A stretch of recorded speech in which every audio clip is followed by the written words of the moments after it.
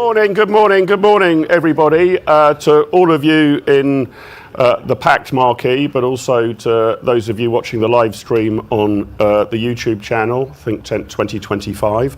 Welcome. My name's Mark Littlewood. I'm the director of PopCon, or Popular Conservatism.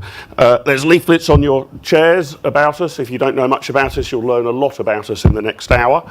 But just a small plea to, if you're not part of our newsletter group or Conservative WhatsApp group, there are these QR codes. I have no idea how they work. I'm a pen and paper person, but if you do, you can scan these QR codes and join our WhatsApp group and newsletter list.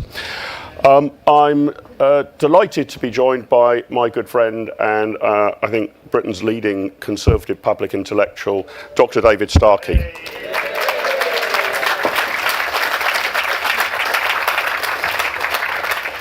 Let me just tell you how things are going to go. I'm going to fire a few questions at David to tease out some of his thinking about how we use conservatism to save Britain. That will take about half an hour. Then I'll come over to you guys for questions for about half an hour. So let them percolate in your mind a little.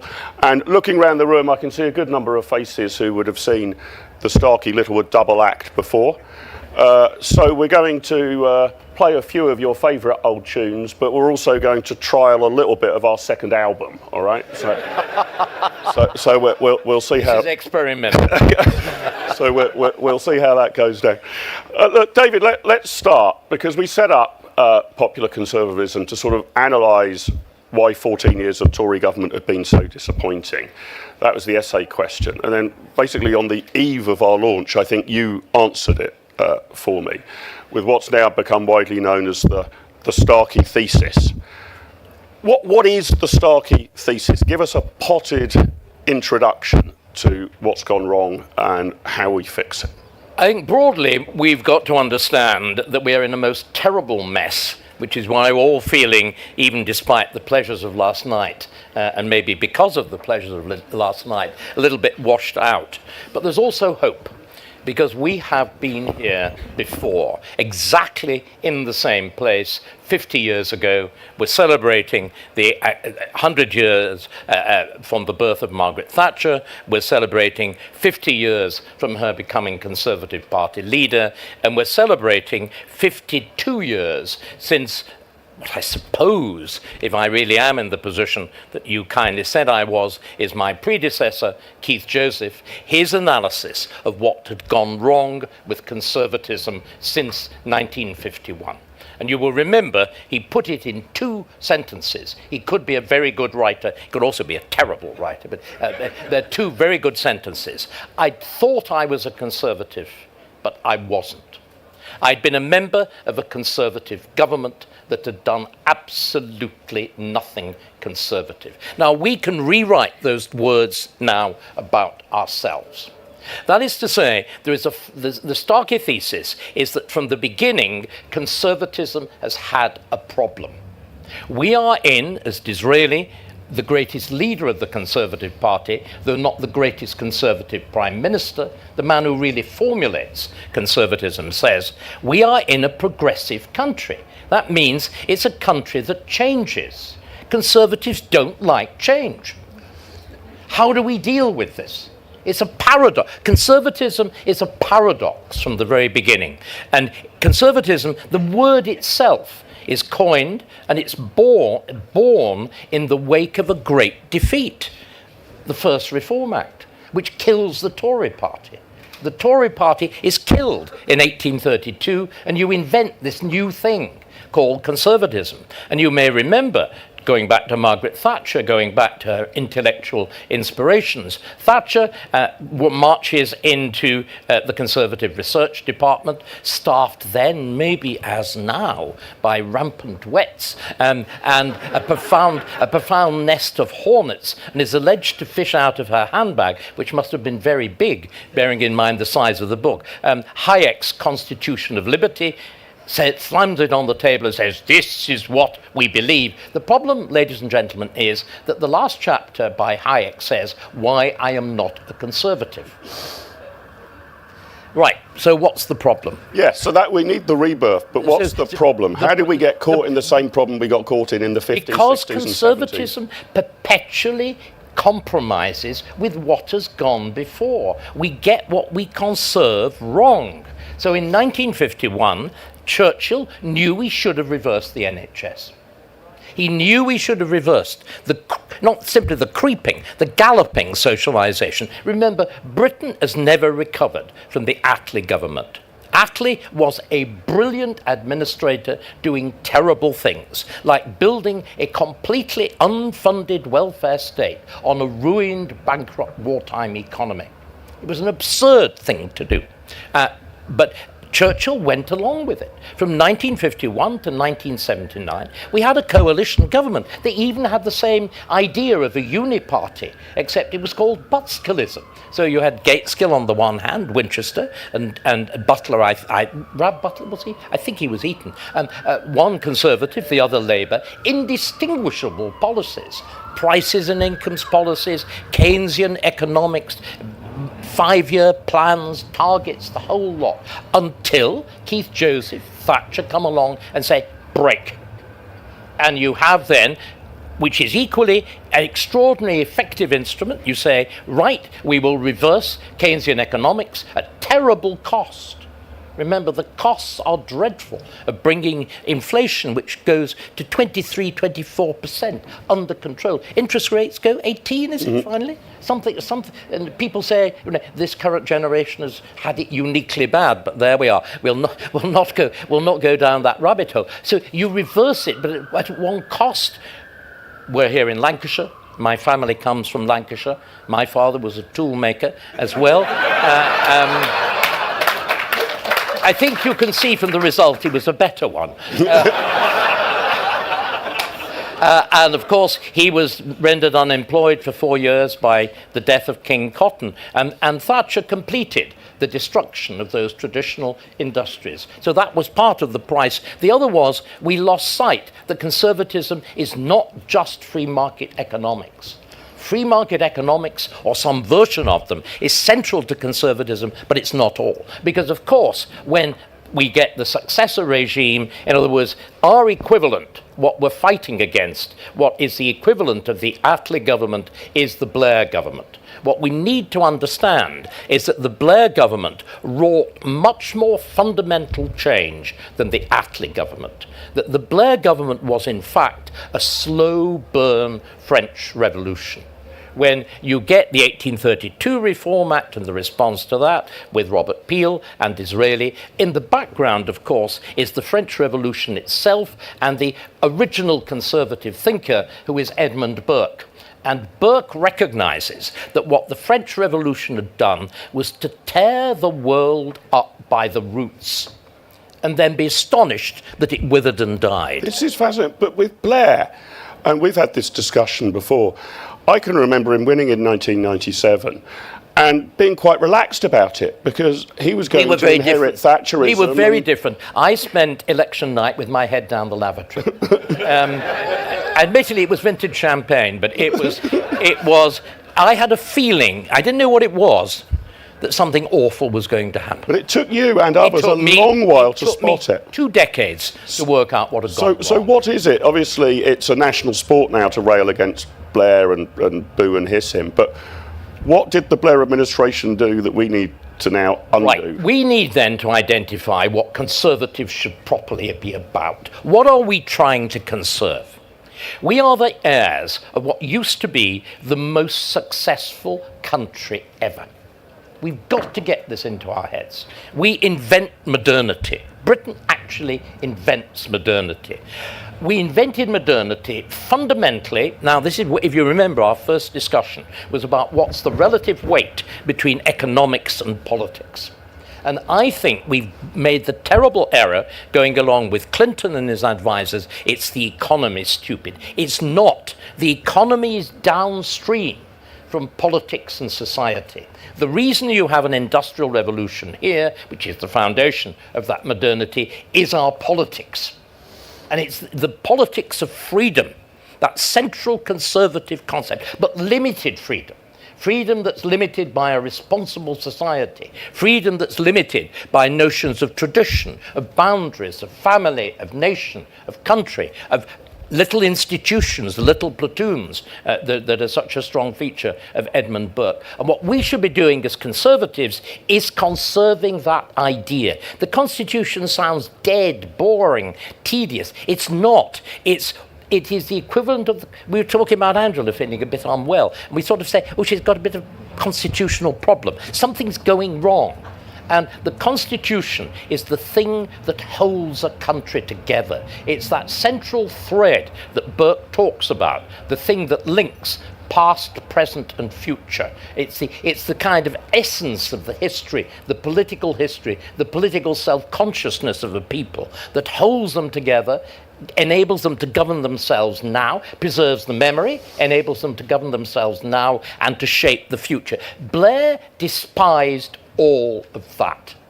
The central principle of our history, the thing we invent long before democracy, is the idea of responsible self-government through Parliament.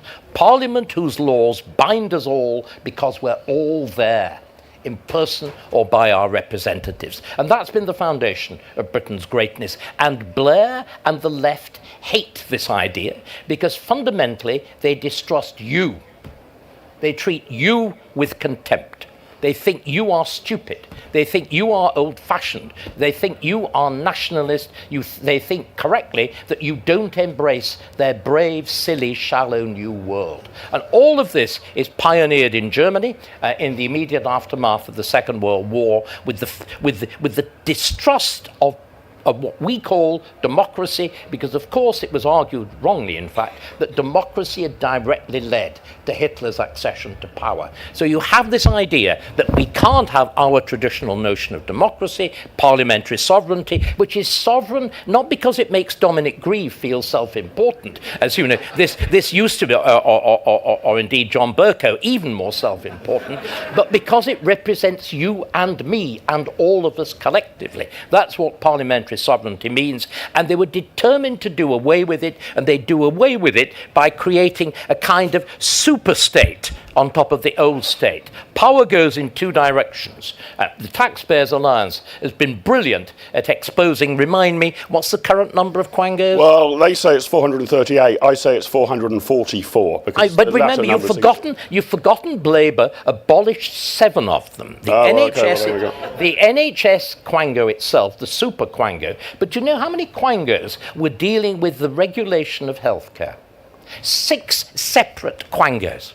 6 bodies with executives on 100, 200,000 a year, complete staffs and whatever, all falling over each other. Anyway, the problem is this. Virtually every important decision is now taken by a single issue expert body. Now, this sounds like a good idea. Any of you who knows anything about political thought will know this is what Plato said government should be. Government by a philosopher. Aristotle says no. The person who judges the meal isn't the cook, it's the eater. It's you and me, and that's the central thing. But let me just give you an illustration of why it's gone so badly wrong. I mean, we now know, for example, that the Bank of England, the Monetary Policy Committee of the Bank of England has been disastrous at managing the public finances. We know that the subcommittee of it that's responsible for the sale of the national debt has done idiocies. And we are the only country that has large parts of the national debt index linked, sold at a time of virtually zero inflation and zero interest rate. Deranged, completely deranged. Anyway, but I've got a good example. We all lived under a genuine platonic single-issue expert regime, and it was called COVID. And the committee was even called SAGE, you know, but platonic wise men. And look at the fuck up they made.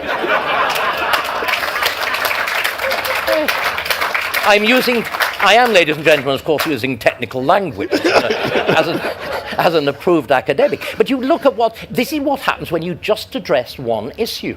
Nobody must die of COVID. It doesn't matter if you die of a heart attack. Indeed, it's positively encouraged because we shut down the whole of the NHS and turned it into a national COVID service. It doesn't matter if you destroy the educational opportunities of 3 generations of school children, or if you bankrupt the nation by incurring the costs of a middle-rank war.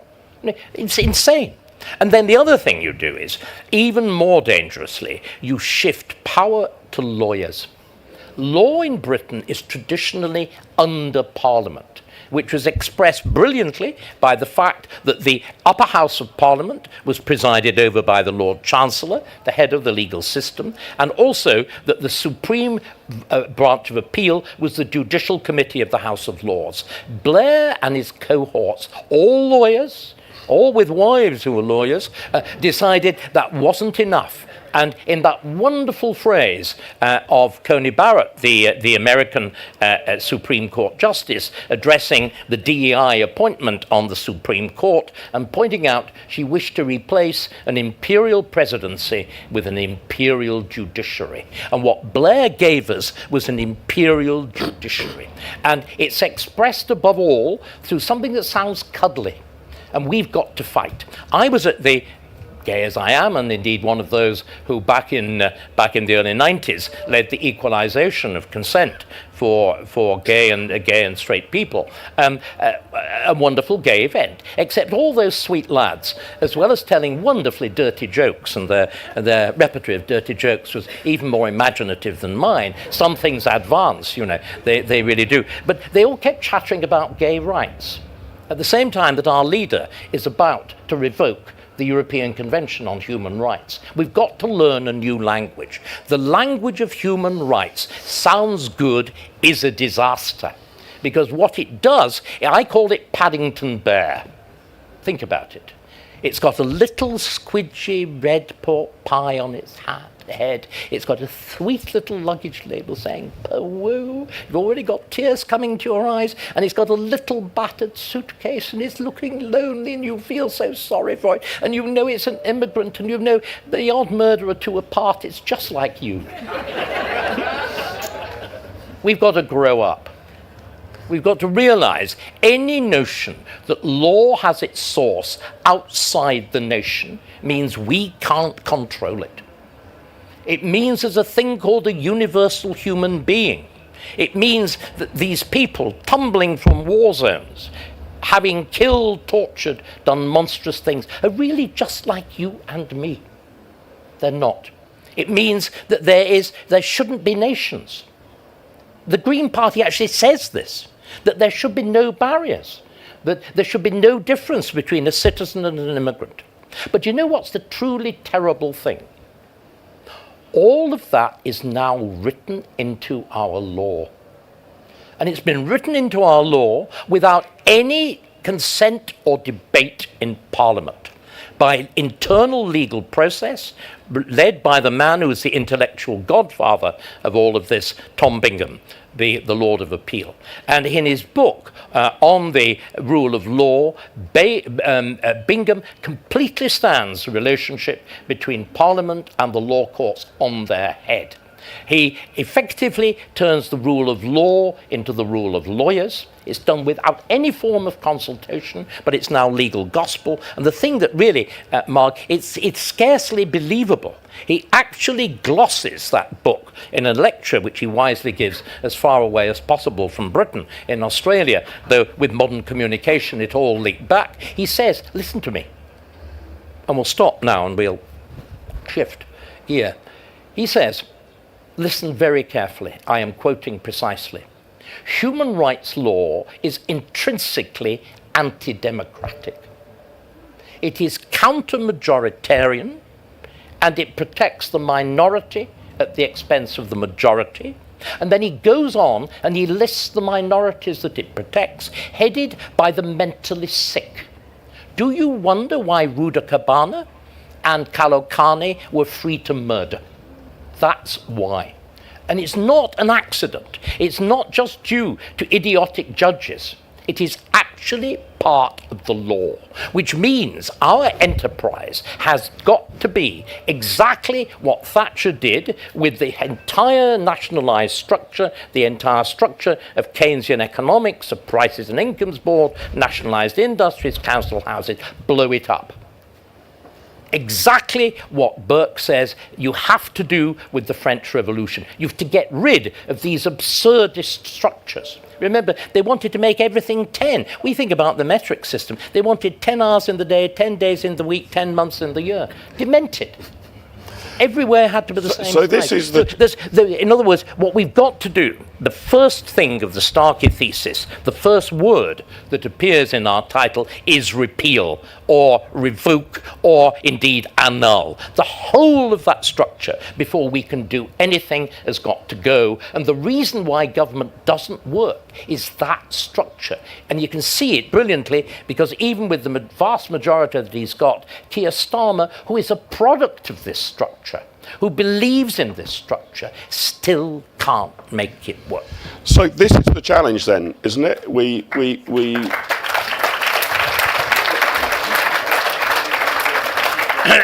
We've essentially seen a flow of power, incremental but dramatic over many years, away from Parliament and to these quangos, these quasi-autonomous non-governmental organisations on the one hand, and to the law courts in the other. So our immigration policy seems to be now set by judges rather than the immigration minister, for example. Our climate change policy set more by the Climate Change Committee. Wages are. I mean, wages set by judges. The staggering bankruptcy of Birmingham is entirely due to the Equality Act. The Equality Act, a British Act of Parliament, has the Marxist labour theory of value written into it in 3 bizarre equations. Judges set wages. They don't only set wages, they set our entire extractive industry policy. Yep. You can't drill in the North Sea or frack because it's illegal.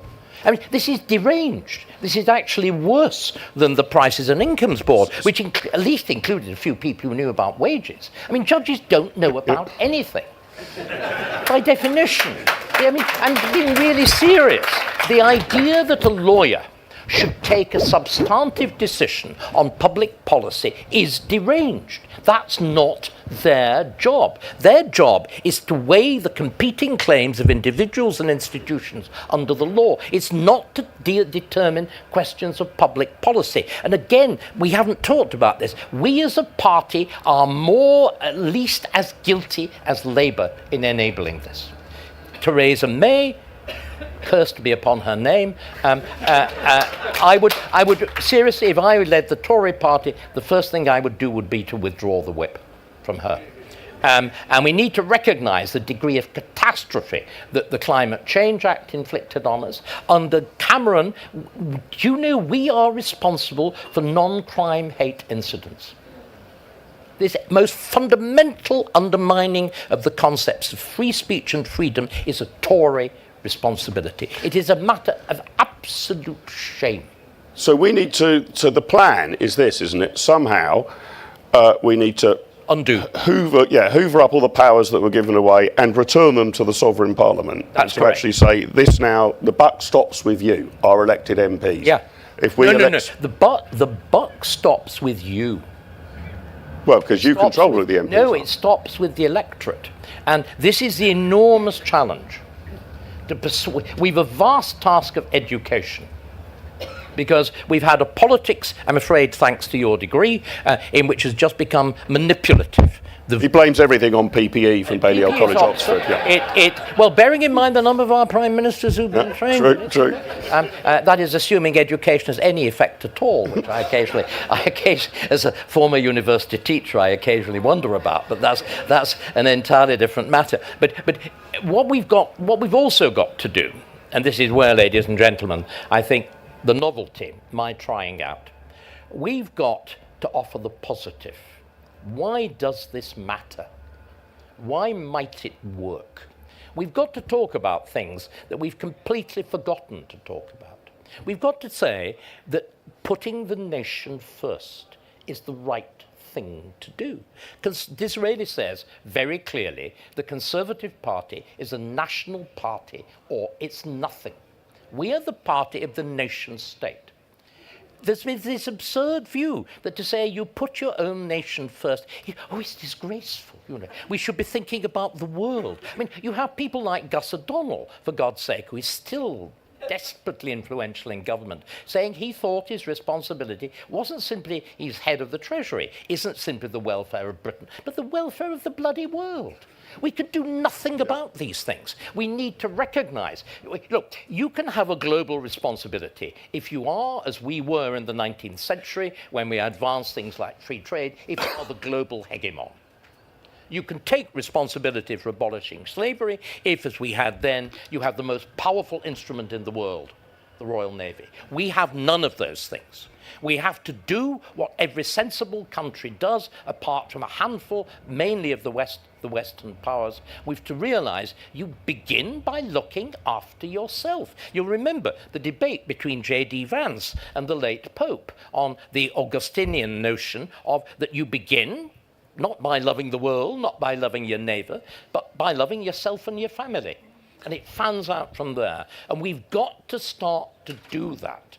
And that will force a radical division of how we conduct government, how we conduct foreign policy, of our attitude to international bodies, of our rejection of the nonsenses of international law, of the shame of the Chagos Islands deal, the sheer insanity,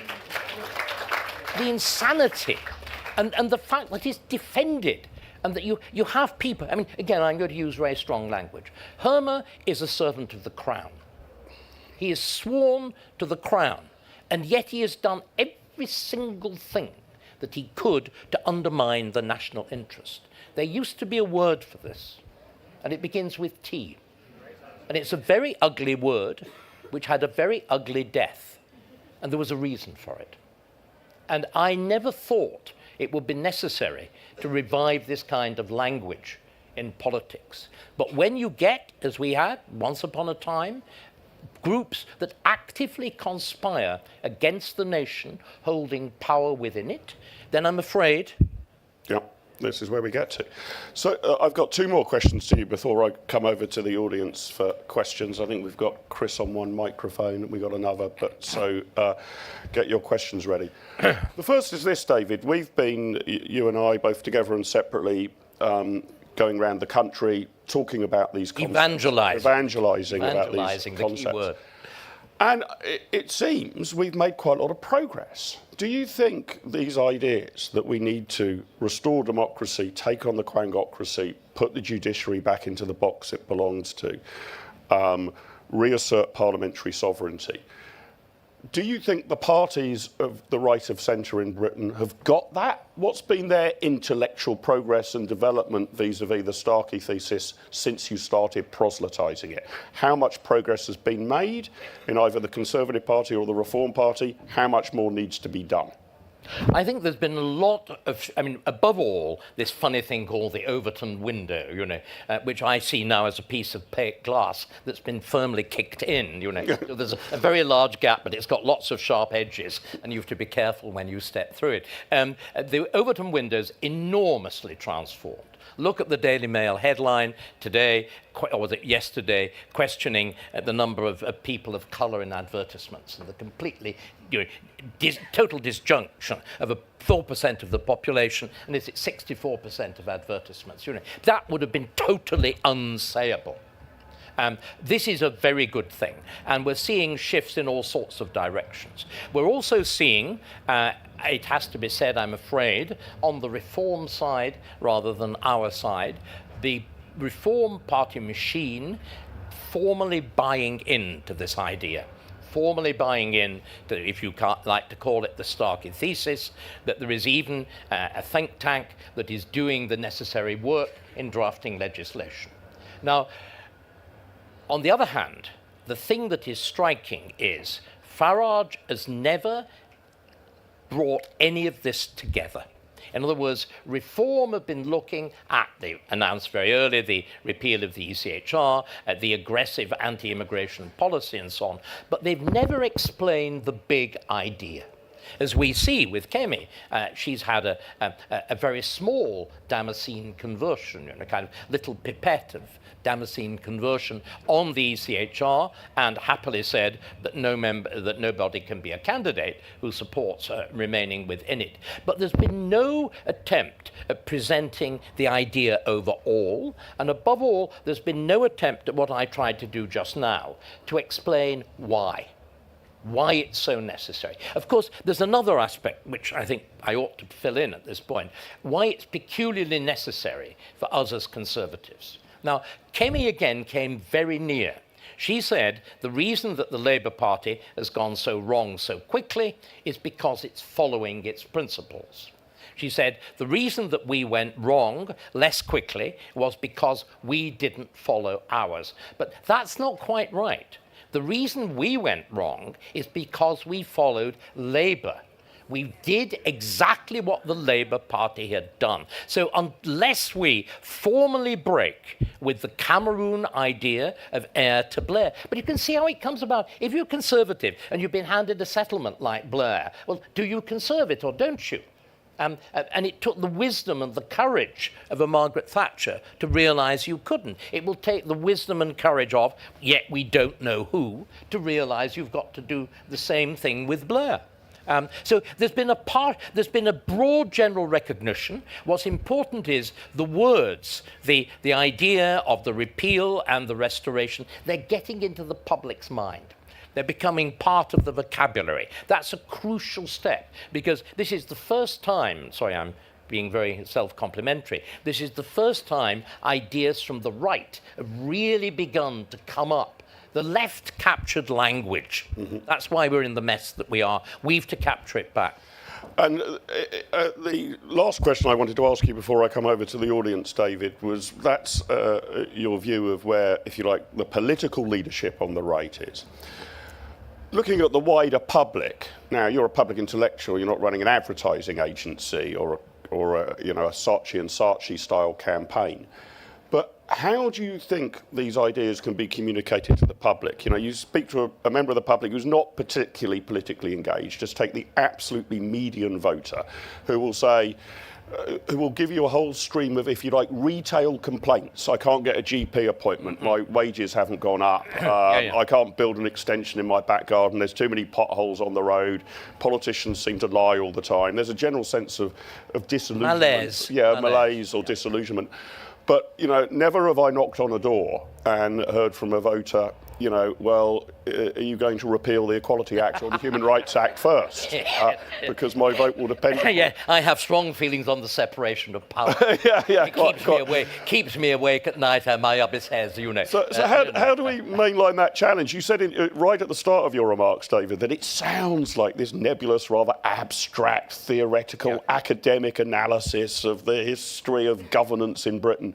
How do you actually get the electorate to buy into that sort of approach, rather than saying, what the hell are these theorists going on about when all I want is the potholes filled in and a faster GP appointment? I think you do it by actually listening to what they say, something that politicians have stopped doing.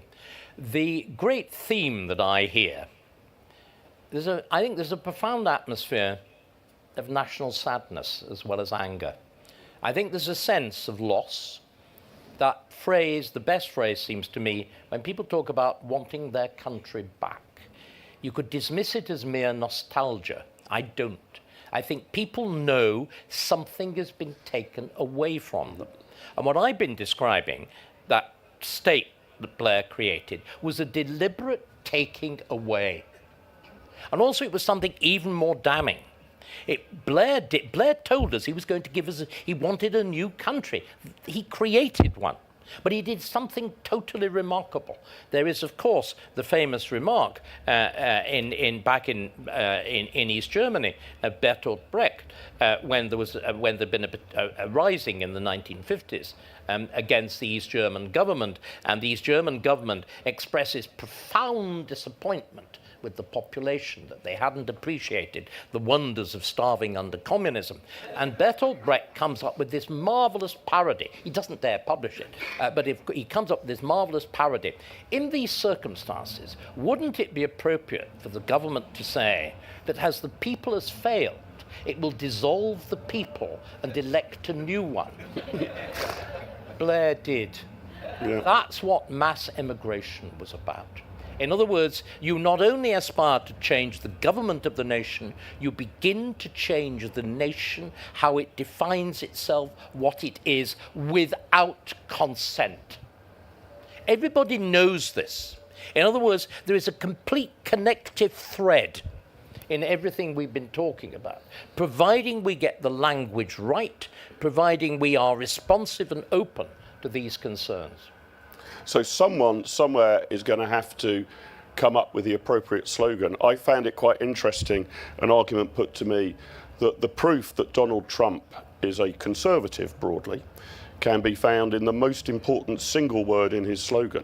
It's not "Make America Great," it's "Make America Great Again." Again. It's I a agree. reversion It's to exactly something the same that thing. America felt that Exactly they the had same lost. It's not building something new, it's a reversion It's to something that restoration. that used to And again, work. you see, this again is there's a lot of chatter about revolution in the air. I don't believe that. We were not a revolutionary people. When we had a revolution, and it was a very real one in the 17th century, we thought better of it.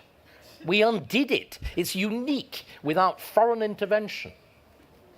And the whole of our political history is two steps forward, one step back. Even Magna Carta. Magna Carta begins as a radical, dangerous, quasi-republican document that would have taken us down the path of Poland. The following year, a good conservative statesman, the first Earl of Pembroke, comes along and he decides, this is not a very good idea. So he reenacts in the name of the young king all the good clauses and he cuts out all the bad ones. But he doesn't completely cut them out. He sets up a committee which then sort of meditates on these things for the next 10 years, and everybody forgets about them. And it is the most English of solutions. Of undoing something. In 1216. But unfortunately, we just treat sorry, the historian comes out, you must excuse me, but it treats the 1215 Magna Carta as the important one. It's not, it's the 1216. Very interesting. So over to you for questions. So stick your hand high in the air. Sam's got a microphone. Chris has got a microphone. I'm going to take three at once. I'll start on this side. For those of you who've been at events that I've checked before, you'll know the rules. A, please introduce yourself. B, make a comment or a question, or you can even give a speech as long as it is no more than one sentence in length and ends in a question mark, right? Those are. And he will cut you off otherwise, yes. And I'll start with Richard and Ian here. Again, if you can introduce yourselves. I know who many of you are. Richard Patient, should the slogan be Take Back Control again? And do we need a separate organisation, separate from the parties, to sell this? Interesting. Ian? Ian Bocking, Gosport. Saving British democracy. Does it matter what label we put on it, providing we get the policies right? Does it matter who does it? Does it matter? Do you mean by which party does it? Which party or what label or anything? Right. And then the lady here on the front row. You were saying about history? Can you introduce yourself, please, Sorry, ma'am? you were saying about history? Can you introduce yourself? Broken rule number one. My name's Louise Rhodes. I read English at university, and I'm aware that universities nowadays have a very substantial left-wing, woke sort of element, and yet they are the people who've been trained to think about our needs, our democracy, our ideas. How do we get them thinking again? Okay, a few to conjure with. Richard asks. Take them one at a time. Yeah, what Richard asks about is Take Back Control really the slogan, or some spin on that works so well and did seem to chime with the electorate when it came to the Leave vote. I mean, and again, the word back was important. Take back. A reversion. In other words, take back control. Brexit. What we've got to understand is Brexit was a kind of rehearsal of everything we're talking about now. The European Union was a kind of bogeyman. The real things that we wanted back, as we've now discovered, are here at home. But again, the entire conspiracy of the deep state, it's a problem, You find yourself sounding like somebody loony online. But these things are true. So I feel very strongly that is exactly the point. But we will also have to address what went wrong with the Brexit campaign. But this is Brexit. Right, if you look, right, let me... The Brexit campaign was fine. It was what came afterwards, wasn't it? Just one second, I've had an idea. I think the exact comparison you've mentioned is Trump. Brexit was Trump 1, was the first Trump government. In other words, it was this idea that we fell into without having done the strategy or the strategic thinking. You didn't know what comes next. And we didn't know what came next, and we didn't know how to do it. And what we've got to do now, the repeal and restoration has got to be Trump 2. It's got to be the equivalent of what you saw, that extraordinary beginning. I mean, what's going on now, we mustn't be doing what Farage is doing and playing little me with America. That looks pathetic and silly. But what we can do, we can use it as we can draw ideas from it. And that extraordinary moment when Trump is sworn in very deliberately, very quickly, without the usual ceremony, I'm sure that's quite deliberate, in the rotunda of the Capitol, and then straight into the Oval Office, and behind him there's this kind of Thomas Cromwell figure. There's Stephen Miller, the Deputy Chief Executive, Deputy Chief of Staff, and there's this vast pile of executive orders, and he starts signing, and things start happening. They start happening because you've done the work. We did not do the work on Brexit. We fell into Brexit because of, obviously, the whole calling of the referendum and whatever. But we are now forewarned. We cannot get it wrong a second time. This is really interesting because you could also imagine, whether it's Reform or Conservatives or some coalition between them, this happening at the next election, that there's such an upswell of hatred against the Labour Party and disappointment about the state of the country that a right-of-centre government swept by power and then starts scurrying around. It starts behaving exactly as Keir Starmer did. See, the point was, Starmer thought he understood the machine because he was the machine, which is why you appoint Sue Gray. Sue Gray, I don't know whether people know this, Sue Gray had never advised on a single policy question at all. Has anybody read Oliver Letwin's memoirs? I have, yeah. Oh dear, what a political death, but there we are. Letwin's memoirs make clear that Sue Gray ran a reign of terror in Downing Street. She creates this bizarre thing, which we now need to recognise is the English Stasi. It is propriety and ethics. This extraordinary thing in Downing Street that does act as a Stasi. I know, I was on the receiving end of it. It keeps records of everybody in public office, everybody who holds an honour, every single observation you make on Twitter. It is completely extraordinary, and it's enforcing the new moral code of the left. And she did that, and that was he who thought he could govern. Yep. And of course, it's an absurdity. Ian asked about saving British democracy. Does it much matter who does it? I think it does. I'm a passionate believer in the importance of institutions. I think the Conservative Party is one of the great British institutions. Tim Stanley's lovely, silly column in saying that both the Church of England, despite the fact that did you know there's an actually Latin name for a female bishop? It's Episcopissa. And so I can think of no better description of the current primate of the Church of England, who is a former chief nursing officer than, Archiepiscopissa. Anyway, despite that absurd fact, it's worth saving, and I speak as an atheist, but I'm a very high church atheist, and I believe in the importance of ceremony. And the Church of England used to be English Shinto. It was the English worshipping themselves through the King Emperor, and it's always seemed to me to be entirely rational. I'm in favour of reviving it.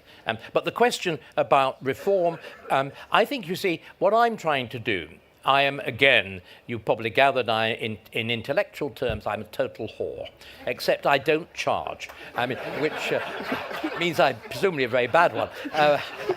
But I'm prepared to advise anybody.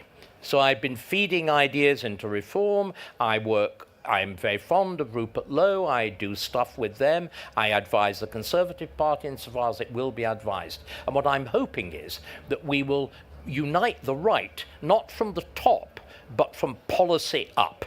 And this, if we can build a broad agreement on this big general idea, then I think we might get somewhere.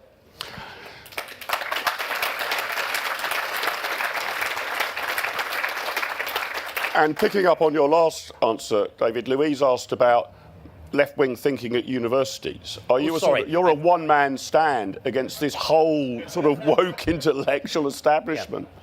Yeah. What do we do about that? How do we subvert that? do we just need to accept we're David against Goliath? You and I will now have a private conversation, and everybody else will promise not to listen in now. It's like that's a deal, right?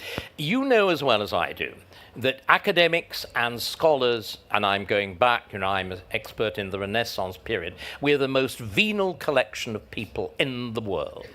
Dangle a grant in front of people, and we will jump through a hoop like a performing bear. So all you need to do is to change the grant structure of the universities. The thing that's enforced this stuff are the research councils.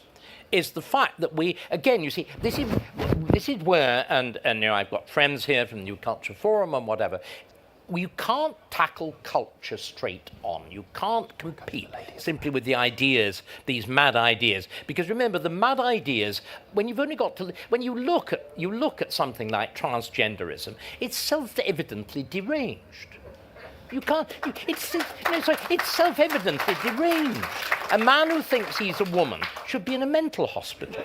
No, I'm sorry. I'm sorry. It really. I mean, the fact I was at an organisation last night that said, LGBT with T at the end in a conservative gathering, that we had Maria Miller, Penny Mordaunt, advancing this stuff. It's genuine disintegration of any notion of proper thinking and any proper notion of thought. But why is woke, which is fundamentally silly, why is it so powerful? People talk about institutional capture. It's something much more fundamental. It's got the law on its side.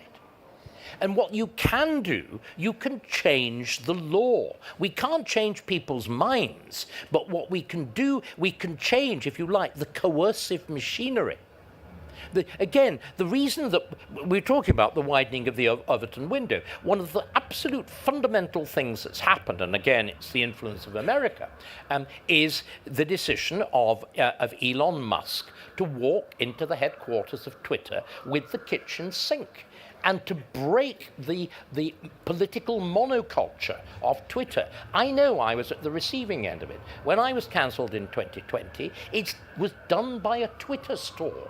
It's done by a particular way in which you invoke a particular online instrument. That's been broken. That's why there have been so few cancellations subsequently, because the machinery, in other words, you tackle the machine. I know I'm sounding awfully like a Trotskyite, but Trotsky was very bright. And you need to look at the law, the machines. These are susceptible of change. This is why, going back to my own historical period, Thomas Cromwell is so devastatingly effective, because he understands that ideas have to be grounded in law. Our Reformation is a law Reformation. And we changed the law and the financial incentives, you're suggesting. And financial incentives. Yeah, well, we could have a dissolution of the universities. I mean, that you have, but they are the direct heirs of the monasteries. Filled with idle, overfed people, engaged in absurd speculation. I'm sorry, isn't it true? In absurd speculation, perverting the minds of the young, usually their bodies as well. I mean, No, I think a dissolution of the universities. I could just see, let's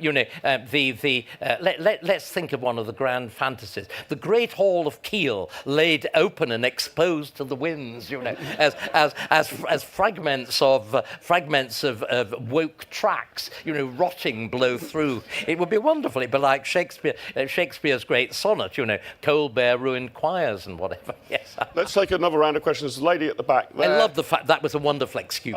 Gentleman here in the second row, and then Lindsay there. Again, remember the rules. Introduce yourself, quick comment, end in a question mark. Bess Rhodes, and I'm afraid I am an academic, sorry. I'm not going to abolish you, don't worry. Yes. My question is, you're talking about some pretty major things being wrong in our state. Do you think that it is possible to have gradual change in the right direction? And, okay, if you have doubts about that, what do you think, as members of the Conservative Party, we should be lobbying our politicians to do? What are the top sort of 2 or 3 aims we should have as members? Okay. Then the gentleman here again, introduce yourself, please, sir. Ben Phillips, CIB UK. David, you've spoken in the past very powerfully against one of Blair's legacies, which was devolution north of the border and in Wales. I put it to you that any future Conservative government is going to find it very, very difficult to requisition those powers back. So how should a future government reconcile itself to the divide? Right. Yeah, yeah. And there was a third question, Lindsay, wasn't it, in the front row? Hello, I'm Lindsay Sharrett. I'm Deputy Chair Membership Shropshire and Herefordshire and CPF Chair for the Wrekin. So my question is, as you've pointed out, Mrs Thatcher wound back Attlee and Boscalism, but the sacrifice was industry. And since then, mass immigration has driven down wages, and importing from China through our free market approach has brought down wages and industry. So I'm with Disraeli. If we're not national, we're nothing. So among all the other things we're restoring, I think we need to restore industry.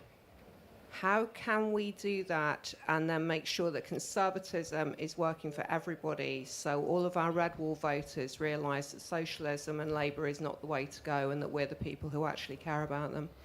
Okay, so Bess asked about, is this a gradual change or is this a big bazooka on day one or week one of the new Conservative or right of centre government? Can it be done gradually? And her follow-up question was two or three big things that can be done immediately. This is actually, I'm delighted you asked that question. We've thought about this a lot. I mean, there's whole groups of people. You can follow some of it online. There's a terrifically good, there are two online groups that it's really worth looking at. There's the Pimlico Journal that's got some outstanding stuff on it. There's also a thing run by my young friend Michael Rayner's called The Restorationist, which is a bit more way out, but very good from that point of view. It's the sort of genuinely free thought that should be going on in universities. And the conclusion we've come to is you can't do it gradually, because the structures that Blair created are self-sustaining. They're like a medieval cathedral. They've got flying buttresses. They support each other. In other words, the moment I think any attempt, for example, at repealing in isolation, at repealing the European Convention, the Act incorporating the European Convention, will immediately be ruled unconstitutional by the Supreme Court. Remember, the Supreme Court smelt blood with the whole business of, in my view, the complete outrage of ruling the prorogation of Parliament illegal. Inconceivable. It flies in the face of the Bill of Rights. It is totally against any possible reading of law, any possible reading of parliamentary history. But this is what's happened. This was the deliberate intention of that whole group of lawyers. And we need to understand that I've talked about Bingham, and we mentioned the Chagos Islands. Let me just fill you in on the connections. Bingham got probably the longest obituary, short of a monarch or a head of state, that's ever appeared in The Guardian. Who wrote it? Philip Sands, the Mauritians lawyer, the man who celebrates the victory over Britain by saying how delighted he was to have rubbed his own country's face in the mud. Those are the kind of people we're dealing with. The Attorney General is the man last year who gives the Bingham lecture at Cambridge, in which he doubles down on the notion that that international law is a fundamental part of common law. That is purely on Bingham. It's never been discussed publicly. It's without any grounding in our legal tradition. But it's been conjured. So I'm afraid the whole lot's just got to come down. So is there an answer to the question about pressing Conservative activists, say, lobbying Kemi Badenoch to say you've really got to go for A, B and C first? Or do you have to do the whole alphabet at once? I think you've got to realise that this is actually a deliberate, it's a corset, it's a terrifying straitjacket. I think many of these arguments are going to be made for us because you can see the better folk in the Labour Party realising it themselves. Mahood, or whatever she's called, who was actually clearly very intelligent, the current Home Secretary, is realising much of the legal system has actually got to be changed. And in other words, you get the Blairite structure starting to turn on itself, the sudden attack on the OBR, and all of these things. There's a realising, even on the left, and do you know what? I'd be prepared to advise them. No, I'm being really serious. This is a national emergency. We used to be, we were a party that went into the Great Wartime Coalition, and there was a reason for that. We went into the Great Coalition. We led the Great Coalitions, both in the Second World War and in 29, the national government. We should be recognising this. We are entering, I think, fortunately we're not actually at war, though much of our silly posturing against Russia might very well lead us towards something like that. But we are on the eve of a kind of, I think, political breakdown, the like of which we've not experienced since the 1830s. I really do think that we're there. Let me take. Thank you for the question. One last round of questions, gentlemen here. Any others? No, can we? Quickly. Oh, sorry. No, sorry. There were two. I didn't put you. Then I'll come to them here. I can give a one-word answer on devolution. I agree with you. It's in practice impossible to undo it. Therefore, give them complete fiscal responsibility. Yeah. Abolish the Barnett formula, and I reckon within 12 months they'll come begging. A Scotsman recognises which side his pound is buttered on. Lindsay asked about a restoration of industry. I mean, this is the great challenge. I agree fundamentally. I think it may very well be done for us. In other words, what I think is going on now is the dissolution of the successor structure to Thatcher. In other words, AI is going to destroy that world which finds jobs for, graduates in beanology or whatever. They're all going to go. And it's a world in which more and more people will require gardeners, builders, plumbers, whatever. And I think market forces are likely. I think the whole need to reconstruct defence. So I think that rather than as all settling down and thinking, the terrible problem with state financing of industry, we know we always get it wrong. But I think that I think again, we're at the cusp of another enormous change in industrial structure. And I think it will very much go in our direction. And this is clearly the thinking that's underpinning a lot of the developments in America. We've only got a few minutes left, but I'll try and squeeze a couple of questions in. There's a gentleman here in the white shirt. Then I'll take the gent behind there. And I think I saw one over here, the lady in the front row over here as well. Good afternoon. My name's Will Ferguson. We say conservatism is a broad church. I don't know about everyone else in the room. I'm quite sick of this bloody church being full of heathens and heretics within our own party. What ought we do with the non-believers who are Lib Dems in blue ties? Okay, and the gentleman behind you, you can pass the... Sorry. Yeah. Simon Jones from North Bristol. So you've talked a lot about Disraeli and the importance of the nation. Do you think that the way that we sell this agenda to the public is that we need to embrace nationalism? Okay. And then there's a lady on the front row here. That will be the last question. Anne Myatt, member Wetherby and Easingwold. You talked about Thatcher and Keith Joseph. Looking at our current people in leadership positions, who do you think might become the dynamic duo later on? Is it Farage, Tice, Kemi, Stride? What's your view on that? Okay. So start with Will's question. The broad church, but it's a bit more like a cathedral than a broad church at the moment. It's a bit, or it hasn't got any walls sometimes, is what Robert. No, it's much nearer to the state of Byzantium, as satirized in the Decline and Fall of the Roman Empire, when the rival factions in the Hippodrome tore each other apart over homoousion or homoiousion. We're at war with that, and I mean you've made this point yourself. We're the only political party in which has regularly disagreed over things like the Human Rights Act. Kemi has said for candidates, it seems to me for existing MPs and parliamentary members, if you do not recognise the logic of what I've been putting forward, you don't belong with us. It really is as simple as that. And this is going to have to happen. I'm not going to mention names, but people with a very close family connection, people maybe following my line of reasoning with Tom Bingham, are, I think, likely to depart the party. I would regret them because they're distinguished and sympathetic and intelligent, but they do not belong. Disraeli, Simon asked about channeling Disraeli. How nationalist do we need to be, either, if you like, intellectually or just symbolically or performatively? It's a very, very good point. Disraeli always talked about England. He never mentioned Britain. Britain is a new thing that comes in.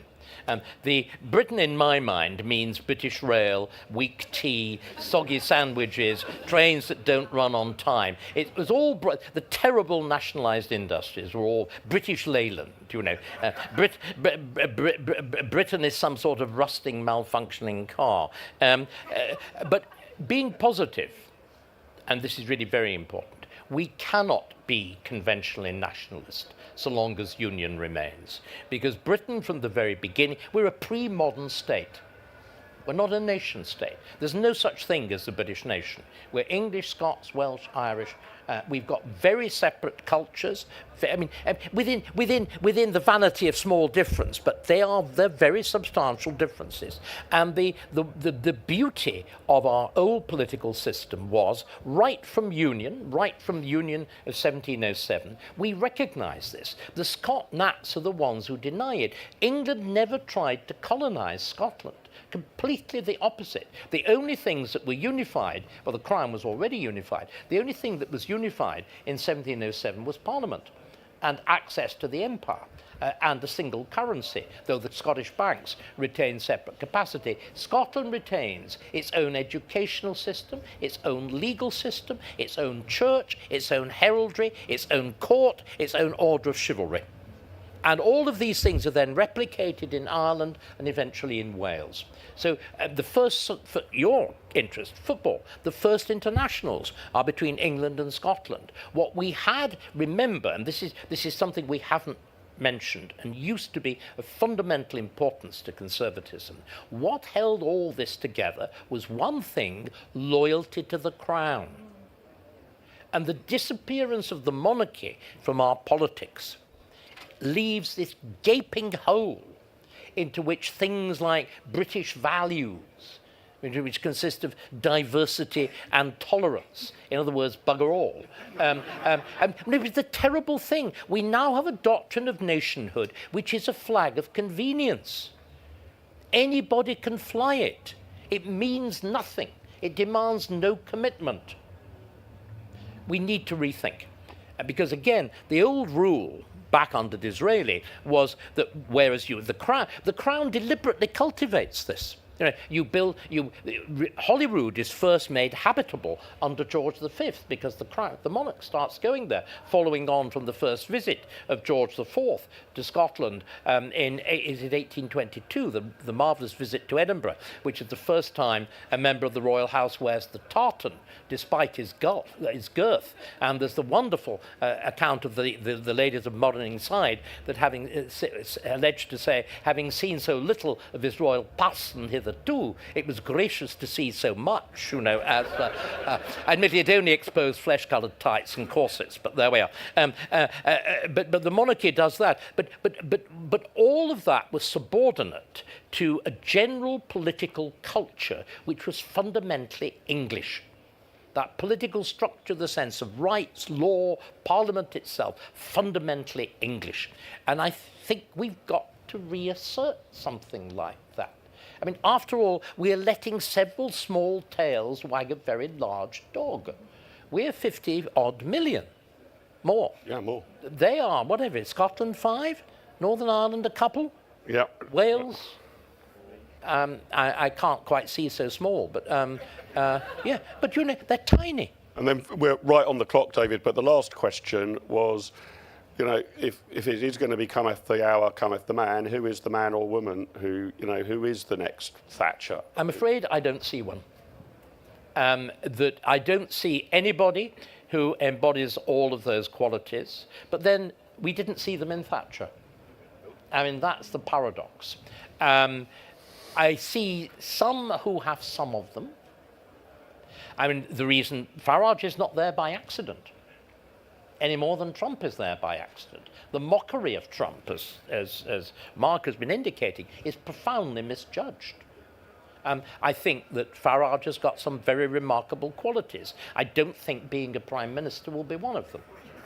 Because, again, you know, what's astonishing about Thatcher in her prime, she's got those two essential things. She's got that gift of the big statement, and at the same time, the command of minute detail, which is the only way you can hold the governmental machine together. I can see, for example, in somebody like Robert Jenrick, the ability to do that, holding together, that fierce energy, helped by Ozempic. And you know, he'll run marathons around the civil service, which is great. But has he yet got the ability to reach out? But he's getting better. Ladies and gentlemen, some of it's promising. We are bang out of time. Thank you for filling up the second Pop Conference meeting. A reminder, do sign up or go to our website to join our newsletter list. We'd love to keep in touch. Enjoy your rest of the conference, and please join me in thanking the great Dr. David Starkey.